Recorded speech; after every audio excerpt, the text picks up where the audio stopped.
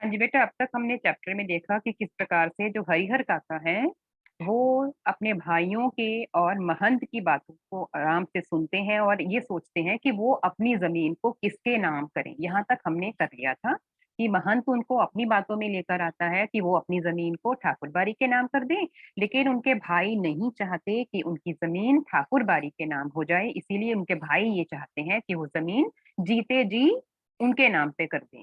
लेकिन हरिहर काका को इस बात का पूरा पता था कि अगर वो अपनी जमीन को हरिहर काका के नाम अपने भाइयों के नाम कर देंगे जीते जी, तो उनके भाई उनको बाद में नहीं पूछेंगे, क्योंकि गांव में उन्होंने कई ऐसे लोग देखे थे जिनका जिन्होंने अपनी जमीन को भाइयों के नाम अपने परिवार वालों के नाम कर दिया और बाद में उनकी बहुत ही दुर्गति हुई। यहाँ तक हमने कल कर लिया था। लेकिन हरिहर काका न हाँ कहते और न ना ना, उन्होंने दोनों में से किसी को भी न हाँ कहा न ना कहा। ना कहकर वे महंत जी को दुखी करना नहीं चाहते थे, क्योंकि भाई के परिवार से जो सुख सुविधाएं उन्हें मिल रही थी वे महंत जी की कृपा से ही। क्योंकि उनको पता था कि जो उनकी आवभगत अपने घर में हो रही है, जहाँ पे उनको कोई पूछता नहीं था, वहां पे सभी उनको पूछने लग पड़े, क्योंकि सबको इस बात का डर था कि हरिहर काका अपनी जमीन ठाकुर बाड़ी के नाम ना कर दें। तो उनको ये लगा कि ये महंत जी के कारण ही ऐसा हो रहा है कि मेरे घर वाले मेरी इतनी आवभगत कर रहे हैं। और हाँ तो उन्हें कहना है नहीं, क्योंकि वो नहीं चाहते थे ये अपनी जमीन को ठाकुर बाड़ी के नाम करना, क्योंकि अपनी जिंदगी में अपनी जमीन उन्हें किसी को नहीं लिखनी थी। इस मुद्दे पर वे जागरूक हो गए थे, बहुत जागरूक हो गए थे कि उनको पता था कि उन्होंने जीते जी अपनी जमीन किसी को नहीं करनी है, लेकिन वो किसी को ना भी नहीं करना चाहते। पर बीतते समय के अनुसार महंत जी की चिंताएं बढ़ती जा रही थी। महंत जी को लग रहा था कि ये तो मेरे नाम जमीन कर ही नहीं रहा है, अब मैं क्या करूं इसके आगे। जाल में फंसी चिड़िया, ये भी एक मुहावरा है। जब कोई किसी के पूरी तरह किसी के चंगुल में फंस जाता है। पकड़ से बाहर हो गई थी। महंत जी इस बात को सह नहीं पा रहे थे। महंत जी को लग रहा था कि हरिहर काका धर्म संकट में पड़ गया है। एक और वह चाहता है कि ठाकुर बाड़ी को लिख दूं, किंतु दूसरी ओर भाई के परिवार के मोह माया में बंध जाता है। इस बात के बारे में महंत जी ने पहले से ही अंदाजा लगा लिया था। इस स्थिति में हरिहर काका का अपहरण कर जबरदस्ती उससे लिखवाने के अतिरिक्त कोई दूसरा विकल्प नहीं था। महंत जी ने इतना घिनौना काम उनके माइंड में आया, उनको लगा कि मैं क्या करूंगा, मैं हरिहर काका को किडनैप कर लूंगा, उनको वहां से अगवा कर लूंगा और जबरदस्ती उनकी जमीन ठाकुर बाड़ी के नाम करवा लूंगा। इसके अतिरिक्त उनको कोई दूसरा ऑप्शन नहीं मिला। बाद में हरिहर काका स्वयं राजी हो जाएंगे। महंत जी लड़ाकू और दबंग प्रकृति के व्यक्ति थे। दबंग जो किसी से डरते ना हो, और लड़ाकू हमेशा लड़ने वाले।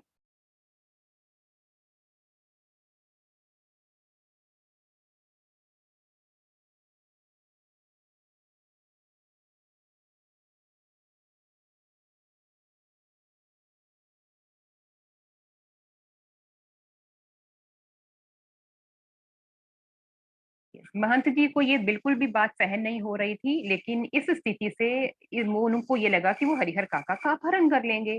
और महंत जी बहुत ही लड़ाकू किस्म के व्यक्ति थे, दबंग थे, किसी से डरते नहीं थे, और अपनी योजना को कार्य रूप में परिणत परिणत पूरा करने के लिए वह जी जान से जुट गए। बेटा, ये जितने भी मुहावरे हैं अपनी बुक्स में अंडरलाइन कर लीजिए। जी जान से जुट जाना, किसी काम को करने के लिए कड़ी मेहनत करना। और वो कड़ी मेहनत करने लगते कि उन्होंने क्या योजना बनाई थी अपने माइंड में। उन्होंने योजना बनाई थी कि वो हरिहर काका को उठवा लेंगे, उनका अपहरण कर लेंगे। हालांकि यह सब गोपनीयता गोपनीयता किसी को किसी बात की खबर ना होना, गुपचुप गोपनीयता का निर्वाह करते हुए ही वह कर रहे थे। हरिहर काका के भाइयों को इसकी भनक तक नहीं थी। किसी को इस बात की कोई भी खबर नहीं थी कि महंत जी क्या करने वाले हैं। बात अभी हाल ही की है। आधी रात के आसपास ठाकुर बाड़ी के साधु संत और उनके पक्षधर भाला, गंडासा और बंदूक से लैस एकाएक हरिहर काका के दालान पर आ धमके। हरिहर काका के भाई इस अप्रत्याशित अप्रत्याशित अचानक होने वाली घटना, उनको पता नहीं था कि इतना कुछ हो जाएगा, और उनके भाई इस अप्रत्याशित हमले के लिए तैयार नहीं थे। इससे पहले कि वे जवाबी कार्रवाई करें और गुहार लगाकर आवाज लगाकर लोगों को बुलाएं, किसी को अपनी हेल्प के लिए बुलाएं, तब तक आक्रमणकारी उनको पीठ पर लाद कर चंपत हो गए। चंपत हो गए भी मुहावरा है, गायब हो गए, उनको लेकर चले गए। अब जो गाँव जितने भी ठाकुरबाड़ी के लोग थे, भाला लेकर आए, गंडासा लेकर आए और उन्होंने हरिहर काका को उठाया और वहाँ से चले गए। गाँव में किसी ने ऐसी घटना नहीं देखी थी, ना सुनी थी। सारा गाँव जाग गया। शुभचिंतक होता है जो हमारा शुभ चाहने वाले हों, तो वेल विशर। शुभचिंतक तो उनके यहाँ जुटने लगे, लेकिन अन्य लोग अपने दालान और मकान की छतों पर जमा होकर आहट लेने और बातचीत करने लगे। अब लोग भी इकट्ठे हो गए इसके बाद जब उनका अपहरण हो गया और लोगों को ये लगा कि इनके घर में क्या हुआ है, इसके लिए वो छतों पर आ गए और ये देखने के लिए कि उनके घर में क्या बात हुई है। हरिहर काका के भाई लोगों के साथ उन्हें ढूंढने निकले। उन्हें लगा कि ये महंत का काम है। वे मय दलबल ठाकुरबाड़ी जा पहुंचे। सबके साथ मिलकर वो ठाकुरबाड़ी पहुंच गए। वहां खामोशी और शांति नजर आई। रोज की भांति ठाकुरबाड़ी का मुख्य फाटक बंद था। जब वो ठाकुरबाड़ी गए, जिस मंदिर में गए, वहां पे कुछ भी उनको लगा नहीं कि वहां पे कुछ ऐसा हुआ होगा, क्योंकि वहां पे शांति थी। वातावरण में रात का सन्नाटा और सूनापन व्याप्त मिला। सब कुछ फैला हुआ था। क्या व्याप्त का मतलब? चारों ओर फैला हुआ सूनापन था और सन्नाटा था। उन्हें लगा यह काम महंत का नहीं, बाहर के डाकुओं का है। वे तो हर जाने की मोटी रकम लेकर ही हरिहर काका को मुक्त करेंगे। अब उनको लगा कि डाकुओं ने हरिहर काका को किडनैप कर लिया है। अब वो हर जाने के लिए मोटी रकम मांगेंगे। खोज में निकले लोग किसी दूसरी दिशा की ओर प्रस्थान करते कि उसी समय ठाकुरबाड़ी के अंदर से बातचीत करने की आवाज आई, जो कई लोगों की आवाज थी, लेकिन धीमी आवाज सुनाई पड़ रही थी और सबके कान खड़े हो गए, चौकन्ने हो गए सभी और ध्यान से सुनने लगे कि ये आवाज कहाँ से आ रही है। उन्हें यकीन हो गया कि हरिहर काका इसी में है। उनको लगा कि अब हरिहर काका यहाँ पर ही है, यहाँ पर ही किसी कमरे में है। अब क्या सोचना, वे ठाकुरबाड़ी का फाटक पीटने लगे। उन्होंने फटाफट ठाकुरदारी बारी में जाकर उनका जो मेन फाटक था उसको वो खटखटाने लगे। ठाकुर बाड़ी की छत से रोड़े और पत्थर उनके ऊपर गिरने लगे। अब जब वो अंदर गए तो ऊपर से रोड़े पत्थर वो फेंकने लगे। वे तितर बितर होने लगे। तितर बितर होना, यस, तितर बितर हो जाना, फैल जाना, बिखर जाना। अपने हथियार संभाले, लेकिन हथियार संभालने से पहले ही ठाकुर बाड़ी के कमरों की खिड़कियों से फायरिंग शुरू हो गई। एक नौजवान के पैर में गोली लग गई। वह गिर गया। उसके गिरते ही हरिहर काका के भाइयों के पक्षधर भाग चले।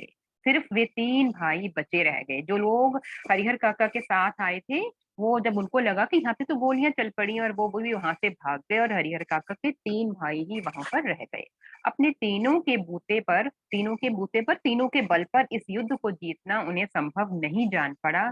इसीलिए वे कस्बे के पुलिस थाने की ओर दौड़ पड़े।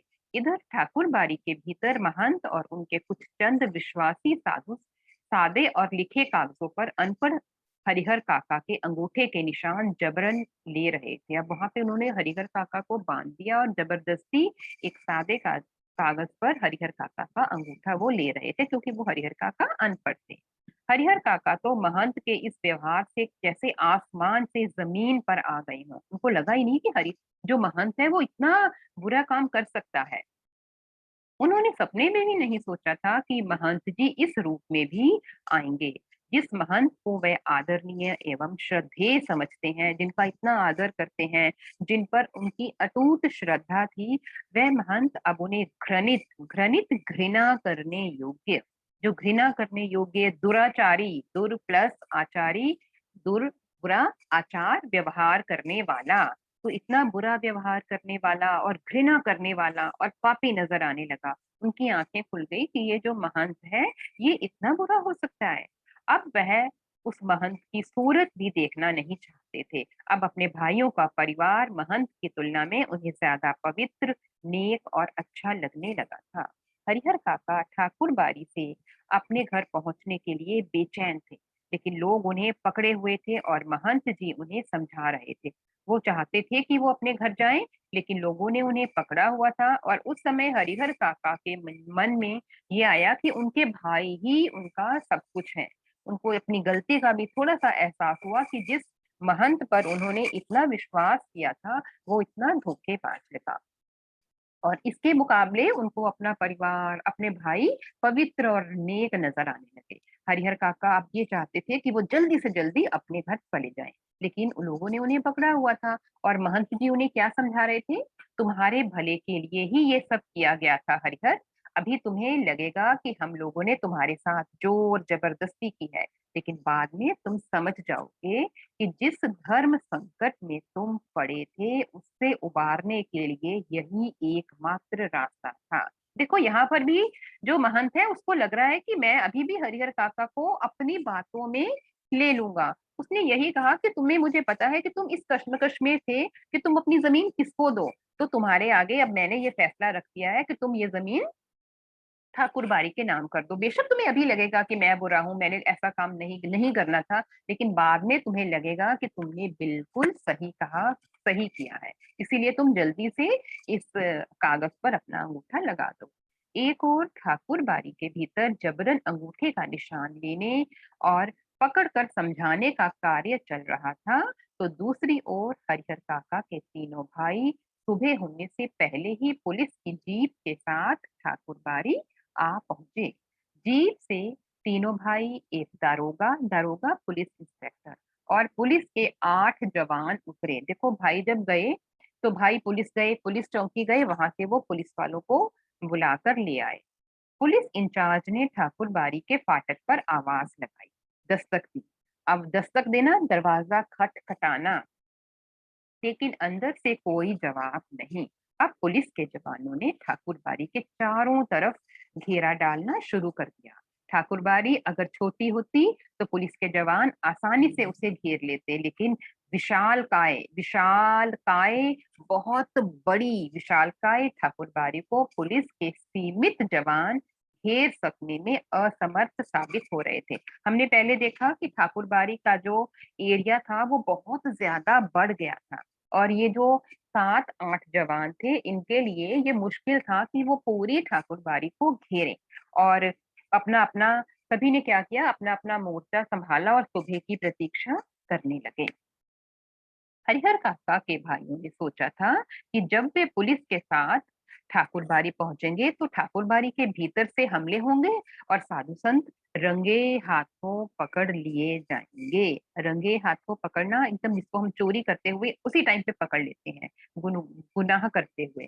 तो उनको ये लगा कि हम अभी पुलिस लेकर आएंगे और अंदर महंत होगा और हम उसको रंगे हाथों पुलिस पकड़ लेंगे और पुलिस उनको गिरफ्तार कर लेगी। लेकिन ऐसा आते हुए उन्होंने लेकिन ऐसा आते हुए उन्होंने देख लिया था, कुछ भी नहीं हुआ।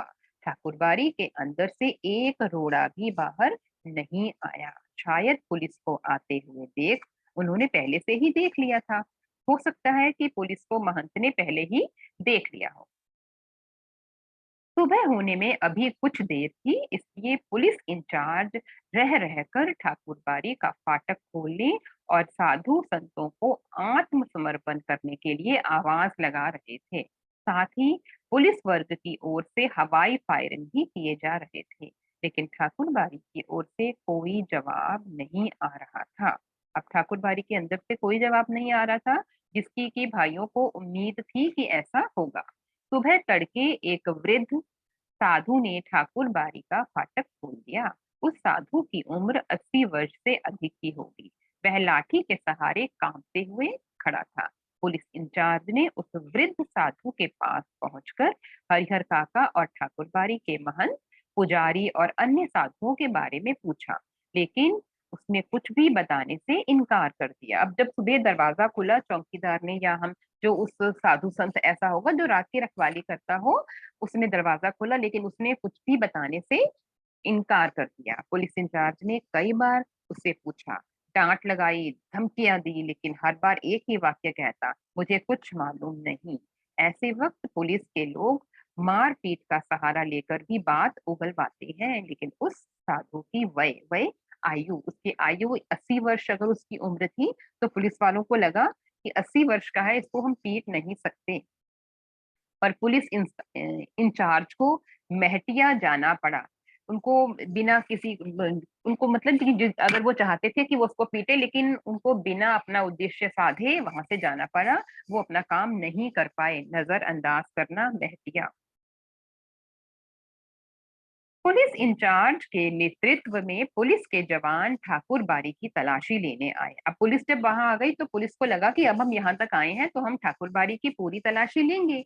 लेकिन ना तो ठाकुर बाड़ी के नीचे के कमरे में से ही कोई पाया गया और ना ही छत के कमरों में से। पुलिस के जवानों ने खूब छानबीन की, उस वृद्ध साधु के अलावा कोई दूसरा ठाकुर बाड़ी में उन्हें नहीं मिला। हरिहर काका के भाई चिंता, परेशानी और दुखद आश्चर्य में घिर गए। उनको लगा यहाँ ही तो हम छोड़ के गए थे, अब इतना बड़ा आश्चर्य उनको हुआ कि यहाँ से कहाँ चले गए हरिहर काका। ठाकुर बाड़ी के महंत और साधु संत हरिहर काका को लेकर कहाँ भाग गए। अब क्या होगा। काफी पैसे खर्च कर पुलिस को लाए थे। अब पुलिस को लाना कोई आसान तो नहीं है ना, उन्होंने काफी पैसे खर्च भी किए पुलिस को वहां लाने के लिए। पुलिस के साथ आने के बाद वह अंदर ही अंदर गर्व महसूस कर रहे थे। उनको लगा कि अब उन्होंने मोर्चा जीत लिया है क्योंकि पुलिस उनके साथ आई है। लेकिन यहाँ पे ये उनको वहाँ पे हरिहर काका नहीं मिले। उन्हें लग रहा था कि अब भाई को वे आसानी से घर ले जाएंगे और साधु संतों को जेल भिजवा देंगे। लेकिन दोनों में से एक भी नहीं हुआ। जो वो सोच कर आए थे, पुलिस को लेकर आए थे वहां पे, और जो कुछ भी उन्होंने सोचा था ऐसा कुछ भी नहीं हुआ। ठाकुर बाड़ी के जो कमरे खुले थे उनकी तलाशी पहले ली गई थी। बाद में जिन कमरों की चिटकनियां बंद थी उन्हें भी खोलकर देखा गया था। एक कमरे के बाहर बड़ा सा ताला लटक रहा था। पुलिस और हरिहर काका के भाई सब वहीं एकत्र हो गए। अब जब उन्होंने सभी कमरों की तलाशी ली तो उनको लगा कि एक कमरा है जिसके जो बाहर से बंद है, तो उस कमरे को भी वो खुलवाना चाहते थे। उस कमरे की कुंजी कुंजी चाबी की मांग वृद्ध साधु से की गई तो उसने साफ कह दिया, मेरे पास नहीं। जब उससे पूछा गया इस कमरे में क्या है, तब उसने क्या जवाब दिया कि इस कमरे में तो अनाज है, इसमें अनाज रखा हुआ है। पुलिस इंचार्ज अभी यह सोच ही रहे थे कि इस कमरे का ताला तोड़कर देखा जाए या छोड़ दिया जाए कि अचानक उस कमरे के दरवाजे को भीतर से किसी ने धक्का देना शुरू किया। अंदर से उनको लगा कि अंदर से दरवाजे की आवाज आई है और किसी ने धक्का दिया है। पुलिस के जवान सावधान हो गए, बहुत सावधान हो गए। उनको लगा कि जरूर अंदर कोई है। ताला तोड़कर कमरे का दरवाजा खोला गया। कमरे के भीतर हरिहर काका जिस स्थिति में मिले उसे देखकर उनके भाइयों का खून खौल उठा। खून खौल उठना, गुस्सा हो जाना, बहुत क्रोधित होना। उस वक्त अगर महंत, पुजारी या अन्य नौजवान साधु उन्हें नजर आ जाते तो वो जीते जी उन्हें नहीं छोड़ते। अब उनको इतना गुस्सा आया, देखा जब उन्होंने कि हरिहर काका अंदर है वहां पे, तो उनको बहुत गुस्सा आया। और उस समय अगर उनके सामने कोई भी साधु संत होता तो वो उसको वहीं ही मार देते या पीटते। हरिहर काका के हाथ और पांव तो बांध ही दिए गए थे, उनके मुंह में कपड़ा ठूंस कर बांध दिया गया था। हरिहर काका जमीन पर लुढ़कते हुए दरवाजे तक आए थे और वो जमीन पर लुढ़ककर दरवाजे तक आए थे हरिहर काका, और उन्होंने ही दरवाजे को धक्का लगाया। काका को बंधन मुक्त, ये एक कर्म, ये समास भी है, बंधन से मुक्त, अपादान तत्पुरुष है ये समास। बंधन मुक्त कर दिया गया। मुंह से कपड़े निकाले गए। हरिहर काका ने ठाकुर बाड़ी के महंत, पुजारी और साधुओं की काली करतूतों का पर्दाफाश करना शुरू किया कि वह साधु नहीं, डाकू, हत्यारे और कसाई हैं, कि उन्हें इस कमरे में बंद कर कर गुप्त दरवाजे से वे भाग गए हैं। उन्होंने कई सादे और कई लिखे हुए कागजों पर जबरन उनके अंगूठे के निशान लिए। अब ये सारी बातें हरिहर काका ने पुलिस को बता दी कि उनके साथ जोर जबरदस्ती की गई। वो जो साधु संत हैं वो साधु नहीं, हत्यारे हैं, कसाई हैं, और उन्होंने उनके साथ बहुत ही बुरा व्यवहार किया और सादे कागजों पर भी उनके अंगूठे के निशान ले लिए। हरिहर काका ने देर तक अपने बयान दर्ज करवाए। अब उनको जब गिरफ्तार कर लिया गया तो पुलिस बयान भी लेती है और उसको लिखित रूप में लिखती है अपने पास, तो हरिहर काका ने अपने सारे बयान दर्ज करवा दिए। उनके शब्द शब्द से साधुओं के प्रति नफरत और घृणा व्यक्त हो रही थी। अब उनके मन में इतनी नफ़रत भर गई थी महंत के प्रति, पुजारी के प्रति कि वो उनकी बातों से ही इस बात स्पष्ट नज़र आ रही थी कि वो कितनी नफ़रत कर रहे थे उन साधुओं से।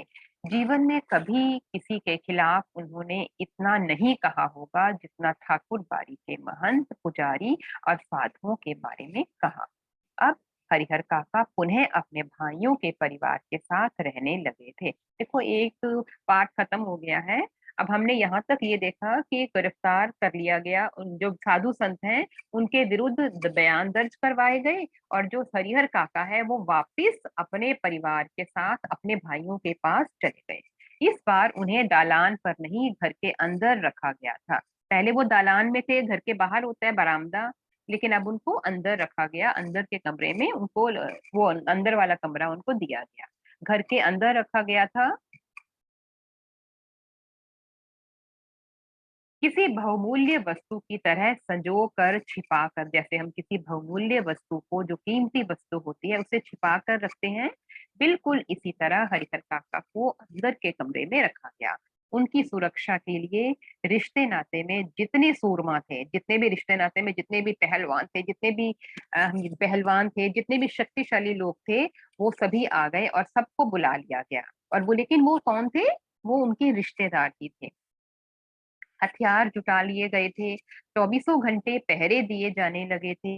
अगर किसी आवश्यक कार्यवश काका घर से गांव में निकलते तो 4-5 की संख्या में हथियारों से लैस लोग उनके आगे पीछे चलते रहते।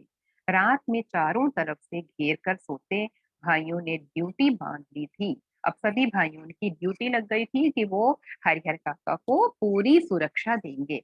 आधे लोग सोते तो आधे लोग जागकर पहरा देते, और इस प्रकार से भाइयों द्वारा सुरक्षा प्रदान की गई हरिहर काका को।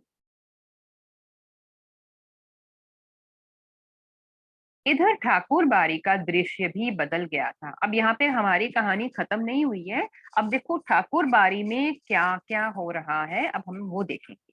ठाकुर बाड़ी का दृश्य बदल गया था। एक से एक खूंखार लोग ठाकुर बाड़ी में आ गए थे। उन्हें देख कर ही डर लगता था। पहले तो महंत और पुजारी थे, पहले ही वो तो दबंग तो पहले ही थे, लेकिन उनके अलावा कई और लोग जो खूंखार थे, खतरनाक थे, वो ठाकुर बाड़ी में आकर रहने लगे थे और उनको देखते ही डर लगने लगा था। गांव के बच्चों ने तो ठाकुर बाड़ी की ओर जाना ही बंद कर दिया। हरिहर काका को लेकर गांव प्रारंभ से ही दो वर्गों में बंट गया था। इस नई घटना को लेकर दोनों तरफ से प्रतिक्रियाएं व्यक्त की जाने लगी और अब हरिहर काका एक सीधे साधे और भोले किसान की अपेक्षा चतुर और ज्ञानी हो चले थे। जो हरिहर काका बहुत चतुर नहीं थे, लेकिन फिर भी वो समझदार थे। लेकिन इतनी सारी घटनाएं घट गई कि जो हरिहर काका भोले भाले थे, समय के साथ परिस्थितियों के वश परिस्थितियों के अनुसार वो अब ज्यादा चतुर हो गए थे और ज्ञानी ही हो गए थे, क्योंकि परिस्थितियों ने उन्हें चालाक और चतुर बना दिया था। और वो महसूस करने लगे थे कि उनके भाई अचानक उनको जो आदर, सम्मान और सुरक्षा प्रदान करने लगे हैं, उसकी वजह उन लोगों के साथ उनके सगे भाई का संबंध नहीं, बल्कि उनकी जायदाद है। अन्यथा वे उनको पूछते तक नहीं। अब इतने वो हरिहर काका इतने बुद्धिमान हो गए थे, उनको लगा कि उनके भाई जो हैं, वो उनकी इतनी आवभगत कर रहे हैं दोबारा आकर, इसके पीछे भी कोई राज है। उनके मन में एक शक आने लगा कि ये सब कुछ इसीलिए हो रहा है क्योंकि उनके भाइयों की नजर उनकी जायदाद पर है। हरिहर काका को अब ये उनकी ये नीयत स्पष्ट नजर नजर आने लगी थी।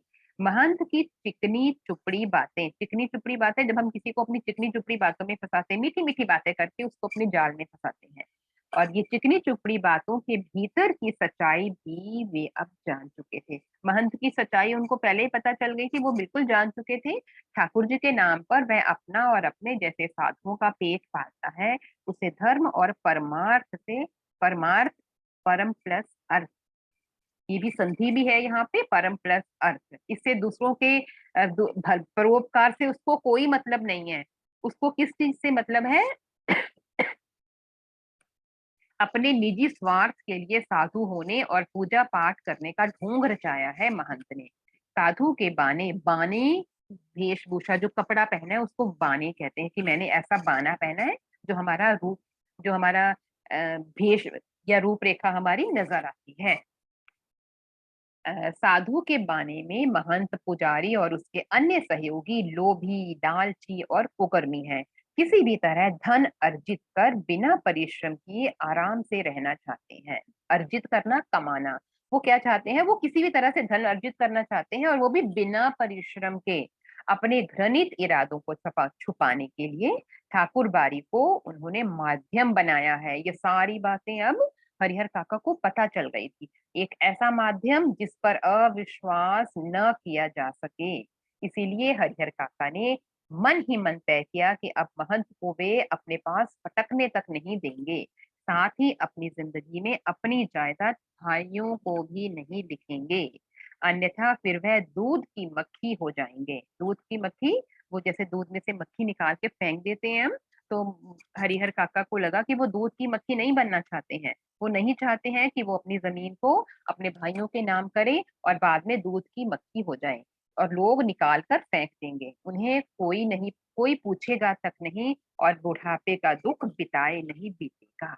अब उनको यहाँ समझ आ गई थी कि महंत ने उनके साथ चिकनी-चुपड़ी बातें की हैं, महंत, पुजारी सभी ने उनके साथ धोखा किया है और उनके साथ इसीलिए अच्छा व्यवहार किया ताकि उनकी ज़मीन को ठाकुर बाड़ी के नाम कर दिया जाए।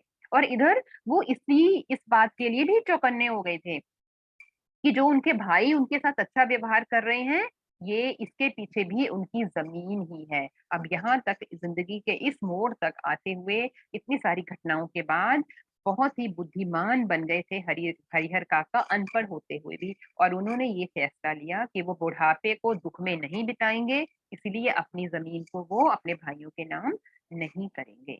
यहाँ तक ही हमने किया है आज, यहाँ तक ही होगा, बाकी हम कल करेंगे, नेक्स्ट पीरियड में करेंगे।